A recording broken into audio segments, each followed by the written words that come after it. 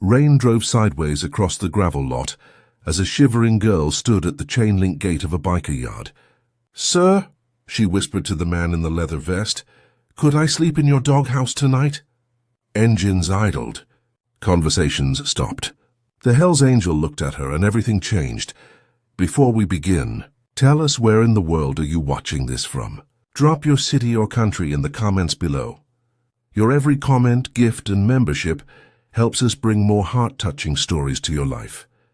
The town of Pine Hollow liked its stories simple: good people at church, bad people on bikes. Mara Finch didn't fit either.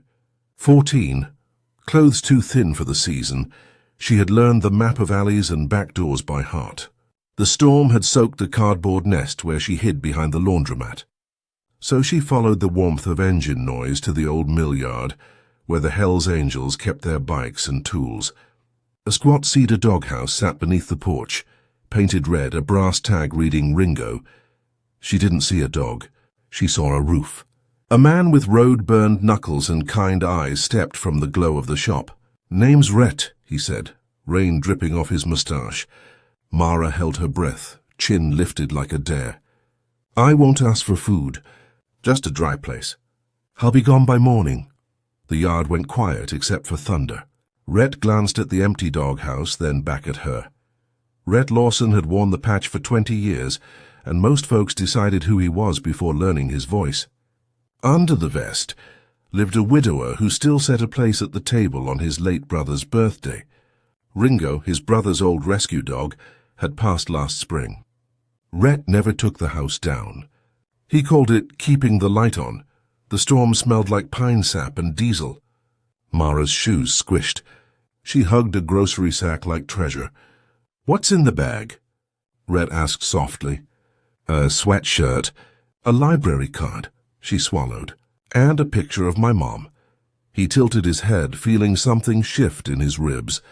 Men from the chapter drifted closer, faces guarded, eyes curious. "You got anyone to call?" She shook her head. "Someone to run from?" She didn't answer, which was an answer. Rhett's gaze returned to the little red house.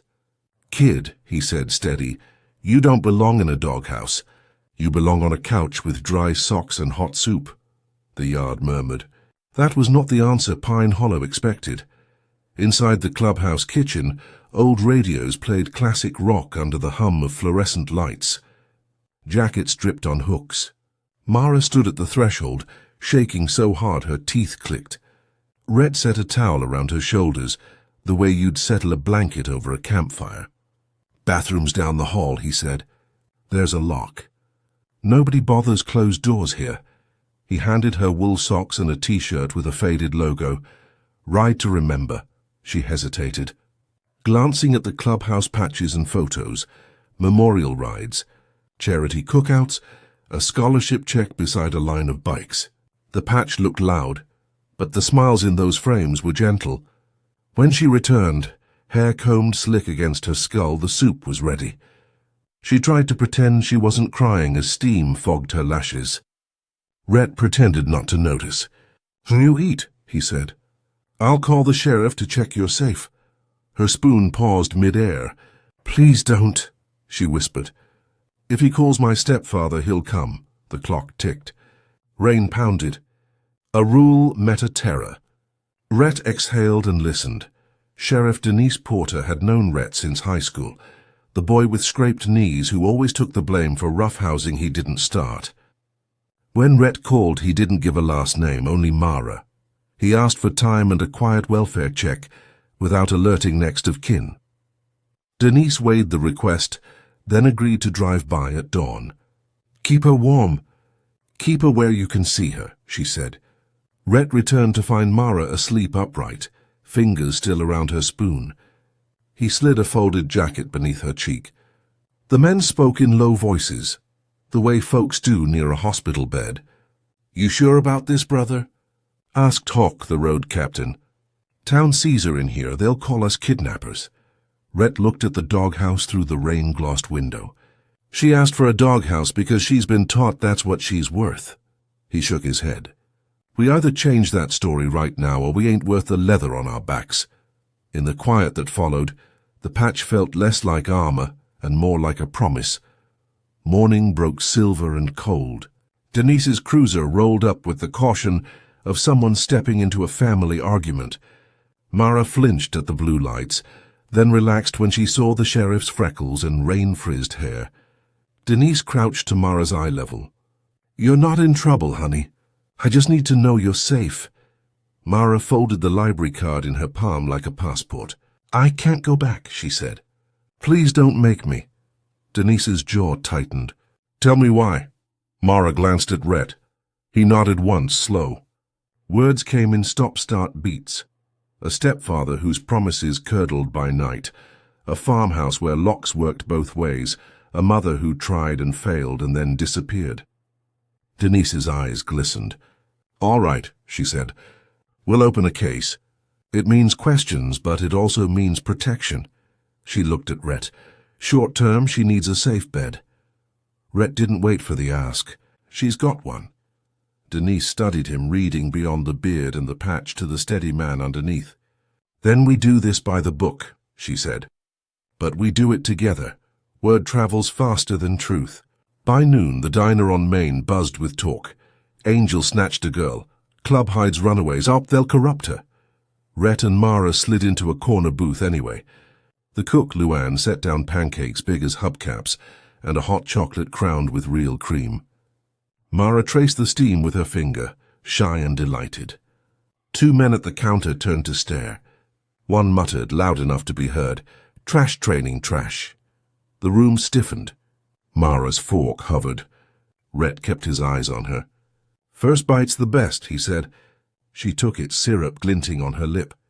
The men smirked. Rhett finally turned, voice mild. "You got a problem. You can wash dishes with me at the fundraiser next Saturday." "What fundraiser?" One scoffed. Luann answered for Rhett, slapping a flyer on the counter. "Ride for Ringo, pet pantry and youth shelter drive." Rhett nodded at Mara. "She's the guest of honor." The men blinked, off balance. Assumptions met daylight. The room's temperature changed. Back at the yard, Mara found the courage to ask about the red doghouse. Rhett took her to the porch and sat on the step where Ringo used to nap. "Ringo was mean to the world before it was mean to him," he said. "Took time and quiet before he'd take a treat from my hand." He smiled at the memory, far away and close at once. "When my brother died, that dog kept me breathing. He taught me to wait without quitting." Mara touched the brass tag. "I thought it meant you had a dog you loved." "It means I still do," Rhett said. He cleared his throat, then spoke carefully. "You can sleep in the spare room until Denise finds you a foster home you actually want. Door open or shut?" "You say." "Open," Mara said quickly. "For now," he nodded. "For now works." She looked at him sideways. "Do people really hate you?" He grinned. "Only the ones who never shared a meal." She snorted a laugh, then startled at her own sound. As if joy might break something delicate inside, suspense crept in with the dark. A truck idled across the street too long, windows tinted, radio off. Hawk drifted to the gate, posture loose, eyes sharp. Rhett stood at the kitchen sink, watching rain race the window panes. Mara curled on the couch with a quilt and a paperback, every creak snagging her attention. Denise had filed emergency paperwork, but bureaucracy moved slower than fear. At midnight, a message slid under the clubhouse door, ragged paper oil-smudged. 3 words in block letters, "She's coming home." Mara's face drained. Rhett's jaw locked. Hawk picked up the note with 2 fingers like it smelled bad. "He knows where to hit," Hawk muttered. "Words." Rhett crouched so his eyes met Mara's. "You're not property," he said. "You're a person with a say." She nodded, throat tight. Rhett called Denise, who promised extra patrols. Then he pulled a sleeping bag into the living room and unrolled it beside the couch. "If you wake, I wake," he said. The building settled. Outside, the truck finally slipped away, but the threat stayed like static in the air. Denise visited the farmhouse with a warrant and met a man whose smile didn't reach his eyes. "I haven't seen the girl," he lied, a beer sweating in his hand at 10 in the morning. The kitchen smelled like old smoke and rain rot. In a drawer, Denise found letters addressed to Mara's mother, or returned to sender. A piece of paper stuck under the magnet, school photo day reminder, never used. Back at the station, Denise called a number from an old contact list and reached a voice that cracked on hello. Mara's mother, Carly Finch, picked up in a halfway house 2 counties over, 3 months sober and counting. "I've been trying to get her back," Carly said, words tumbling. "He told me she was fine, told me to stay away." Denise's pen pressed hard enough to dent the page. "Get a ride," she said. "Pine Hollow today." She hung up already, making space in her mind for something like hope, fragile but real. She radioed Rhett. "We've got a thread," she said. "Hold tight." The fundraiser day dawned bright, sky scrubbed clean after the storm. Bikes lined the mill road like a steel river. Families came with bags of dog food and boxes of cereal, kids craning to touch chrome. Luann flipped burgers beneath a banner. "Every kid deserves a safe place to sleep." Mara stood by the raffle table, fingers fidgeting in the pocket of her borrowed jacket. People kept doing double takes, at her smile, at the patch beside her that made sense now. A reporter from the county paper lifted a camera. "Mind if I grab a photo?" he asked gently. Mara nodded, cheeks pink, eyes steady. The click felt like permission to exist. Midday, a woman in a thrift store dress stepped from a dusty sedan and froze at the edge of the lot. Carly. Her hands trembled around a folded paper. Denise met her, quiet and firm, then brought her forward. Mara's face went through disbelief to wonder to something like anger melting. "Mom?" she whispered.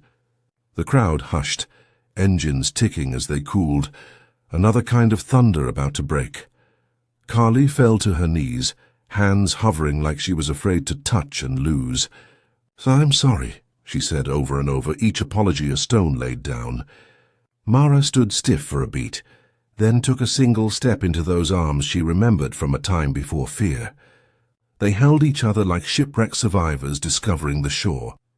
Denise kept the crowd at a respectful distance. Rhett turned away to give them privacy, and also because his eyes stung. When they finally separated, Carly looked at Rhett. "Are you the man who said no to the doghouse?" "I am," he said quietly. "Thank you," she whispered, words shaking. "I was taught to be grateful for crumbs. You offered a table." Reports and hearings would still come, tests, interviews, supervised visits. But the story had bent. Luann slid over with 2 plates and the nerve of a saint. "Eat while the food's hot," she said. Mara laughed. It sounded like something breaking open and letting light in. Assumptions had promised a scene. They got a reunion. That night carried a new suspense. A dented pickup prowled the edges of the lot, headlights off, then on, circling like a shark. Rhett stepped into its path, palms out. The driver's door opened with a groan. Mara's stepfather, Wade, stepped down, sour grin, hands in pockets. "You've been busy," he said to Carly, voice sticky. "Collecting pity. Collecting cash." Carly flinched, then squared her shoulders. "Collecting myself," she said, voice small but true. Wade's gaze slid to Mara. "Time to go home." "No," Mara said. The word surprised even her with how solid it sounded. Wade chuckled. "I think a sheriff and a few bikers can—" "A judge can," Denise said, materializing at his elbow. "And a community that sees." She held up the emergency protective order, fresh ink. Wade's jaw flexed. "You think you can shame me?" "We can stop you," Rhett said, not loud, not threatening, just certain. Engines started one by one, not revving to intimidate, but humming like a choir backing a soloist. Wade glanced around, then spat at the gravel. "This isn't over," he muttered, climbing back into the truck. "It is for tonight," Denise answered, watching until taillights disappeared. Courtrooms are made of wood and worry. A week later, under humming lights, Mara sat at a table beside Denise and a guardian ad litem with kind eyes behind chain store glasses. Carly clutched a coin from her program.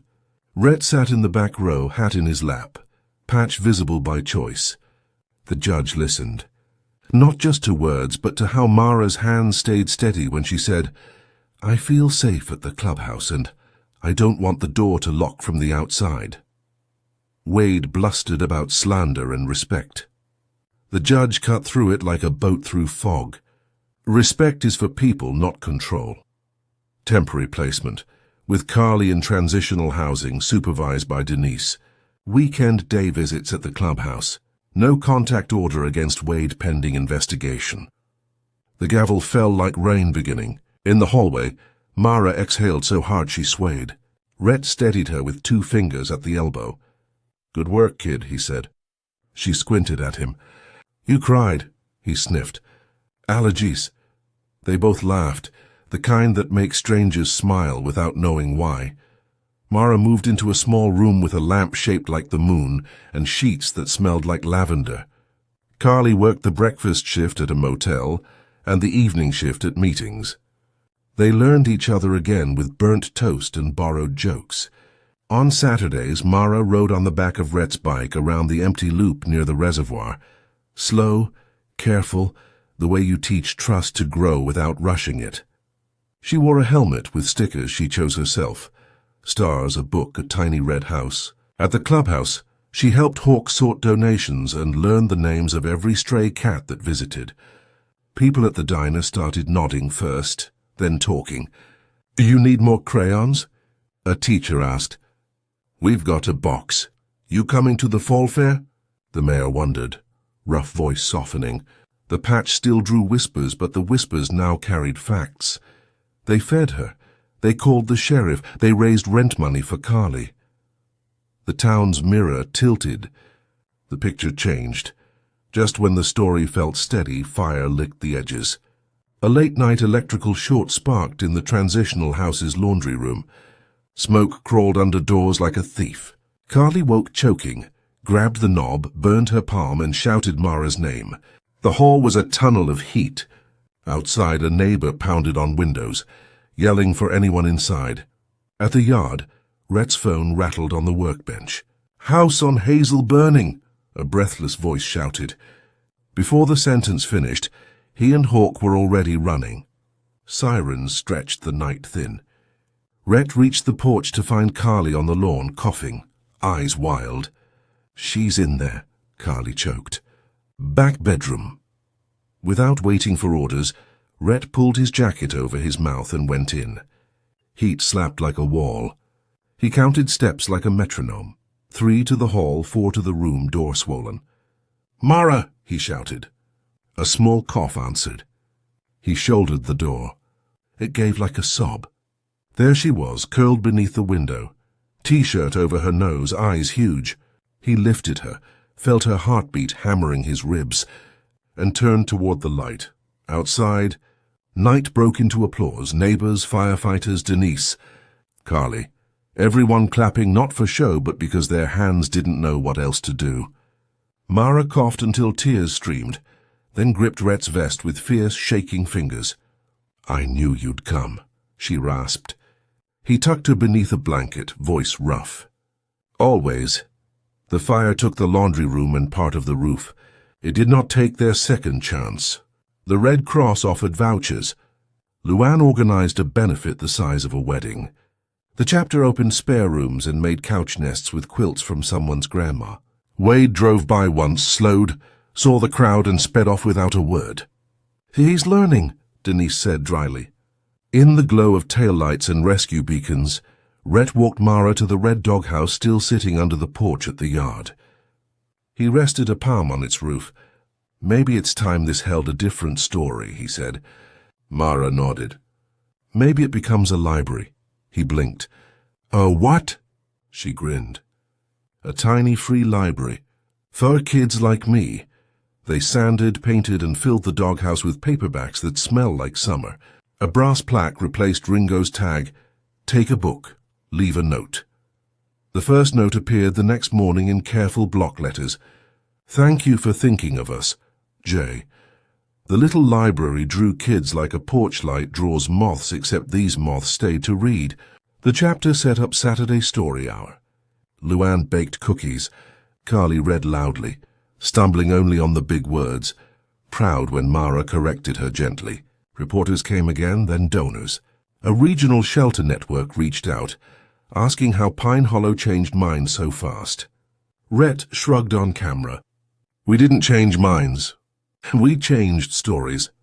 Mara stood beside him, ponytail uneven because Carly was still learning, and said into the mic, "The first night I asked for a doghouse, Mr. Rhett offered a home." Across town, a teacher pinned the article to the school bulletin board. A boy who had laughed at the patches stared at the photo a long time, then folded a 20 into the donation jar. The climax arrived quietly, as true turning points often do. Court day again. Carly held her coin, now 4 months, like a lighthouse in her palm. Denise stood at their side, steady as ever. Wade had stopped showing up. The judge considered reports. Counseling sessions attended, school grades rising, nights without incident, a town woven around a girl who had learned to sleep without flinching. "Mara Finch," the judge said, "do you feel safe with your mother?" Mara looked at Carly's hands, at Rhett's nod, at Denise's tired smile that meant keep going. "Yes, Your Honor," she said, "and when I'm scared I have people I can call. That's family," the judge said. Full custody to Carly, with community support written into the plan. Mentors at the Clubhouse, study help from Luann's niece, regular check-ins. The gavel sounded like the end of thunder and the start of birdsong. Outside, Mara grabbed Rhett's hand. "You built a library out of a doghouse," she said. "You built a home out of a yard," he answered. "We just wrote it down." Fall slipped in wearing cedar smoke. Pine Hollow's fair rose with Ferris wheels and fiddle tunes. The chapter booth sold kettle corn to fund winter coats. Denise judged the pie contest with more seriousness than most trials. Mara, in a denim jacket stitched with a tiny embroidered book, ran the library table and taught little kids how to write notes to strangers. "Be brave." "You are seen," a familiar voice cleared behind her. One of the men from the diner, Mr. Trash Talk, stood with his son, cap in hand. "I was wrong," he said, cheeks red. "Didn't know what I didn't know. My boy's been reading from your doghouse." The boy held up a wrinkled mystery novel. "It's good," he announced. Rhett clapped the man's shoulder. "Take spine to change your tune," he said. The man nodded, relief slumping his shoulders. Later, under string lights, Carly danced awkward and free, laughter surprised out of her as Mara spun her in a circle. Rhett watched, and for the first time in years the missing places inside him felt held. On the first anniversary of the storm, they gathered at dusk by the porch. Ringo's old house, now a library, glowed with little battery candles tucked among the books. Denise brought hot cider. Luann brought too many cookies. The chapter brought quiet hearts and loud bikes they parked respectfully at the curb. Rhett set a new plaque beneath the first. "For anyone who ever asked for a doghouse, may you find a door that opens." Mara read it aloud, voice steady, then looked up at the circle around her. "I thought I was worth a corner," she said. "You taught me I'm worth a room." Carly slipped an arm around her. Rhett cleared his throat and failed to hide it. When the first stars needled through the dark, they stood in easy silence, the kind that says we made it. Engines finally turned over, one by one, purring like contented animals. The town exhaled. Somewhere, a child traced a brass plaque with curious fingers and believed the message was meant for them, too. If this story moved you, tap like, subscribe, and press the bell so you never miss a new one. Tell us where you're watching from and what part hit your heart.